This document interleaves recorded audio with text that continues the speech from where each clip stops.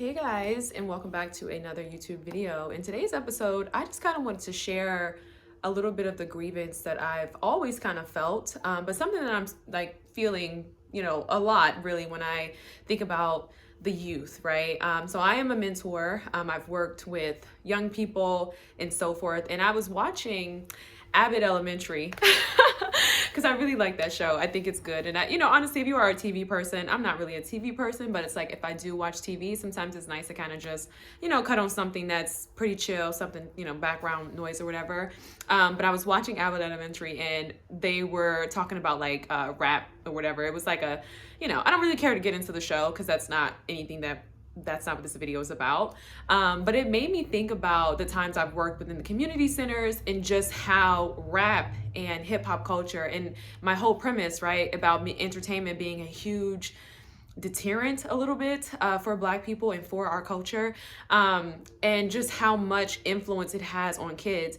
I've always kind of found people who say that like rap and entertainers don't have any influence on youth have always been people who are very dishonest. You know what I mean? Like they're not really telling the truth, because when I say it is the driving force. And there was a point in time where I felt like we tried to hold entertainers accountable for the work and the art that they were putting out, because we were trying to say, hey, listen, you know what I mean? This is the thing. But I think sometimes because of our allegiance to stereotypical beliefs and depictions about us, we sometimes lose our way in that. You know what I mean? Because I think instead of us really heeding to this and realizing, no, this music, right, whether this is lies for people and sure it can be, something that's entertaining for adults, this really does have an impact on younger generations. Like this is not just, you know what I mean? So I think because of our allegiance to our Blackness, because of us being oppressed, because of our just, history and our experiences, and really our reality in America, we sometimes find ourselves being a little too defensive and really upholding our sense of allegiance to entertainers who really do perpetuate art that harms us, right? I think his name is Hathaway. Hang on really quick, because I want to pull this up because I'm looking for some Black art. I'm actually doing a little bit of home remodeling and I just kind of wanted to give his name because, as I start to, it was Kerry James Marshall. Love his work. You know what I mean? Beautiful work. And if you're like me, depending on where you live, right, we know that like with migration, this is a video for another day, and I'm not going to spend too long in this introduction, but with migration, for Black people who are up north, a lot of times, like, we don't really have community, right? This is why too, there's a lot of, warring and like battling going on with conservatives and liberals and so forth like that on a political spectrum, because, for Black people who grew up in, rural areas, who are maybe like kind of like down south, who grew up and there's still community. For a lot of us, we don't have community. I know for me in the city in which I grew up, there's not a lot of heart and culture in regards to Black people. It's a lot of lack, it's a lot of deprivation. And so with migration, there's a lot of Black people who have moved up north who, there are some people who maybe got better opportunities, but when they did find work, a lot of times they moved back down south, right? Big cities like DC, Chicago, Texas and so forth, because, in a lot of these cities up north, if you're like myself, like I said, I'm up north, it's not really a lot of culture. That is something that is really lost on us. So this is also why I have a lot of compassion for conservatives, but again, not the premise of the video. So I wanted to talk about the grievance that I was talking about in regards to youth, and something that really spoke to me was just kind of like modern culture. So I made this post. I was talking about shame. I was sharing a devotional that I did, from my own personal experience. I just felt like God was speaking to me about new wineskin. So I made this post for the people that it was for on my Lemons page. You can follow me on Lemonade. I think my user ID is just Jalen Leslie. But anyway, I was thinking about where we were in culture today, and I was, thinking about young Black boys and their lack of affection, and how I think that this lack of affection drives a lot of young Black boys into promiscuity. And I was thinking about this because I said, when you think about it, unfortunately, growing up in America, for a lot of young Black boys, by the time they're like 10, 12, they're really seen as criminals. And Kristen Hennings has a whole phenomenal book about this. It's called The Rage of Innocence by Kristen Hennings. Great, great read. She even talked about Cincinnati, just talking about like the guns in the schools, and not the guns in the school, I'm sorry, the policing in schools. And so it was just a really great read. So definitely check that out if you want more context, but I'm going to kind of be referencing some of the things I've learned from that and my own personal experiences, and then connecting the dots from culture and entertainment and how that plays into young Black boys being hypersexualized, being underprotected, and essentially being criminalized, and then kind of left in the world to deal with all of this trauma, all of this shame, and all of this drama. So, when you look at young girls, right, 6, 7, whatever, I know for me back in the day, it was music videos, right? And honestly, I'm very proud to share my age. You know what I mean? Yes, I used to watch music videos. And I remember, the thing is like if our parents weren't around, we were playing with our clothes, we would tie our shirts up. You know what I mean? Tie our shirts up in the front, and when you start thinking about these very subtleties, right? These very subtle things that we've kind of normalized today. It's like, oh, girl, y'all trying to be too conservative, y'all trying to da-da-da-da-da. And it's like, no, these are really, these are huge red flags. And since you start thinking about I don't know if this YouTube video will block that out. I don't really have any followers, so I don't feel like it will, but I'll say pornography for the sake of the censorship and everything that goes on YouTube, because I don't know nothing about it. But we start talking about pornography and how that really starts to infiltrate our community, especially when we talk about Black boys. And so when we look at the hypersexualization from Black girls and Black boys, we look at the media's influences on us, right? But then you take a step back and you start to look at the historical context and how for Black people, our bodies have always been seen as hypersexual. Our bodies have always been seen as sexually charged, right? And I talk about this a lot, but there's been a lot of Black male writers who have talked about how, white women have made advances towards them sexually. I know there was a guy that, my ex-boyfriend actually was telling me, and again, well, listen, stay focused on the video. But, I had an ex-boyfriend who was telling me that, his white manager was making like sexual advances towards him. And it was just so crazy because it's like when you think about the insensitivity that goes into this, and when you think about how for Black boys, there's just not seen any protection because it's always something that is kind of like expected. You know what I mean? So when you start thinking about, historical context, everything that's taken place in this country, especially as it relates to our Black bodies, right? We know Sarah Bartman. We know for a lot of the males, it was the lynching. It was the, you know what I mean? And I visited the Sex Museum in New York, and pornography was actually started by people of a different race, okay? So it was started by white people, and it was because they wanted to kind of sleep with other people's wives, and it kind of became this thing. But when you start looking at history too, and you kind of just put this question mark up, and you look at Greek art, and a lot of the Greek, people within that Greek space, right? A lot of their work is very sexual, right? There's a lot of lot going on there. You've seen you've been out at the museum and you're like, okay, this is supposed to be, and it's like, why am I looking at, you know what I mean? So it's like, we start thinking about Rome and context and things like that. So you can take that as well. But back to what I'm saying about Black boys and this hypersexualization.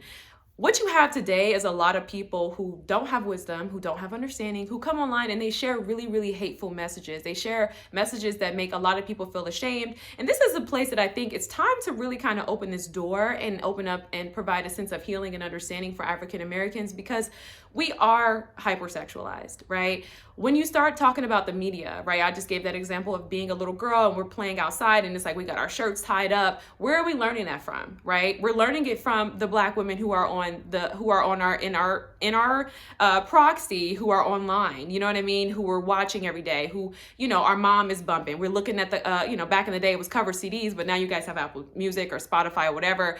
And even worse, you guys have Instagram.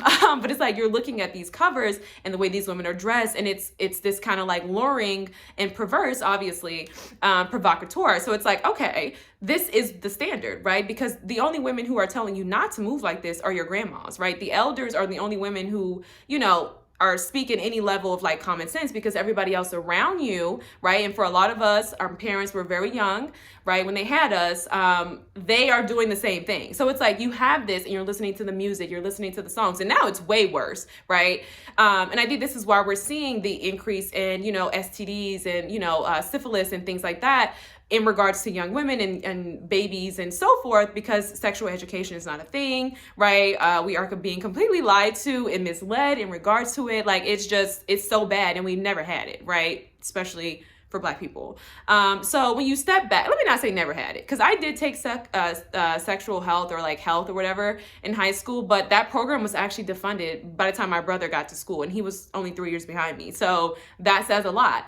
So you have these young kids who are in here, and now this sexual perversity, this like, you know what I mean? These images of Black women in this hyper-sexuality is very much prevalent. You can't go anywhere without seeing it. At this point, if you're probably in a bigger city, I'm sure you're seeing it every day. I know, like, visiting New York in warmer seasons, people are outside literally naked. So it's just like you can't go anywhere without that. And so as a young boy, first of all, I don't think that young boys, and honestly, I would love to have a conversation with young Black males about whether or not they've ever had anybody tell them about, sexual health and sexual education. It seems like to me, a lot of these young boys learn this stuff from rap, you know what I mean? Which is the conditioning, right, to pretty much exploit the Black woman. It's the conditioning to demean the Black woman. It's the conditioning to just pretty much, destroy her and use her and abuse her. And you know what I mean?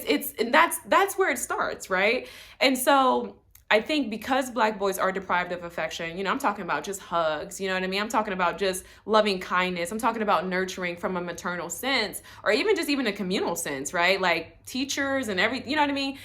There is something there that I think that needs to be looked at. And, I do a little bit of independent research, but I'm not a sociologist. I do not have a PhD, but I do have some observances that I do think could be explored by anybody who is in this field.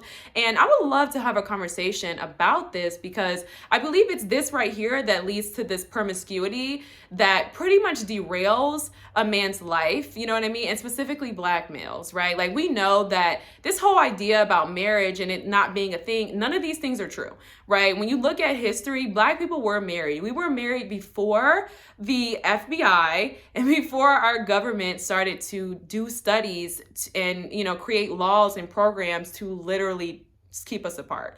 That is very hard for a lot of people to understand, because you can't possibly imagine how we are standing here today. You're watching this video, you're looking at me, and we have prevailed, in a country that has literally done everything that it could to destroy us. That is kind of like a really hard thing, right? And it's continuous. So sometimes when we talk about history, especially as it relates to African American history, and I'm teaching and I'm sharing these things, and you're looking at me and it's like, oh, is this a conspiracy? Does this sound, it sounds crazy. It sounds crazy because you've never heard it. It sounds crazy because it's been the one thing that has been kept from you. It sounds crazy because you can't possibly, to have such a grotesque history and then still be standing, and still look at people who look like you know what I mean? And there's masses, you know what I mean? It's that is very hard to fathom. It's like, shouldn't we be extinct? So by the grace of God, we're still here and we're going to prevail. But I do think it's time to have these conversations. I think in all the ways in which hypersexualization, poor influences, pornography, the entertainment industry, it's led so many of us to make really, really bad choices. I think we're dealing with the repercussions of that, and I think we're dealing with it, and we're seeing young women be influenced, and we're seeing how these young women are being exploited by a lot of people who don't have wisdom, who don't have understanding, who, don't really have awareness in regards to assault and childhood, abuse and all these different things. So a lot of people come online and, sometimes they're not necessarily sharing things to hurt people. They're not necessarily trying to offend anyone, but because they don't have the wisdom, they don't have, the knowledge, the compassion, or really the understanding, it runs a lot of people away, and it pushes them in a corner of shame, when you have to realize that a lot of these experiences are just something that is, it's a cultural it's this cultural deficit, to be honest, and this is why I've always said, like, we can't talk about entertainment without addressing the problem at hand, and without addressing all of these really negative side effects kind of like that come from entertainment, because it 100%, it's a huge responsibility to be someone who is in an entertainment space as an African American. I don't care what you say. Yes, the kids are listening. Yes, the kids are absolutely following. You can't tell me that they're not. Anybody who's saying that they're not listening to, these entertainers and it's just music and it's just, you're lying. You're absolutely lying. You know what I mean? And so when that becomes the standard, when you're in these communities where there is no Black woman who, is of age relation in terms of like your cohort, right? You may look at this person as an elder, but obviously it's like when you're a child, you're not really going to be relating that much to grandma. You know what I mean? Like you're not going to be, and I'm not saying that from a, I'm saying that from a sense of, when you're young, you typically kind of relate to people who are kind of like same age, you know what I mean? Like you kind of relate to them. But because we all have our healing journeys, right? A lot of times there is just not that many people within a community who can relate to certain kids. And so what you then have is kind of like this pacifying where everybody wants to be the friend. And these just create really like terrible perpetual cycles of shame. And I just think about how many people, especially Black people, could be doing so much better in life and finding their own path and figuring out who they are and really exploring Black art, Black culture, especially as it relates to, art. Really, I don't think that entertainment is the only thing that Black people can contribute. We obviously know that, right? And I don't say that in a general, like, duh statement. I'm saying that in the sense of we need to explore more of that, right? Like it needs to be something outside of just entertainment because it is destructive and it 100% has an impact. I mean, when I've worked with kids, like you can't even reach them. You know what I mean? Like they're 100% glued into the entertainers. They're 100% glued into, whoever is popping, whoever is, a celebrity. So I think to, try to make that statement and say, oh, they do listen. They don't. They literally don't. They don't, you know what I mean? Because if this person says it's okay and this is their role model, then that's a huge thing, So a lot of work that needs to be done there, but I do think that it's time to kind of look at that. I think in all the ways in which young women have been led astray, you can talk about Satan's agenda, you could talk about the world, right? When you think about, all the ways in which young men have been led astray into destruction, there's not really a lot of conversation there. And I don't think that a lot of men have the verbiage and the vocabulary to kind of like articulate that. Not saying men are not articulate, not saying that men cannot express that. But when you talk about the deep inner workings of like personal development and self-development, a lot of men don't have the, the words to kind of express that, because that's something that takes extensive study. That's something that a lot of people are not afforded to do, especially if you are a man, depending on wherever you are on the spectrum or wherever you are in the world. I mean, even for myself, like I'm recording this on my lunch break. You know what I mean? Capitalism is a real thing. We got to work and pay the bills. So it's not that,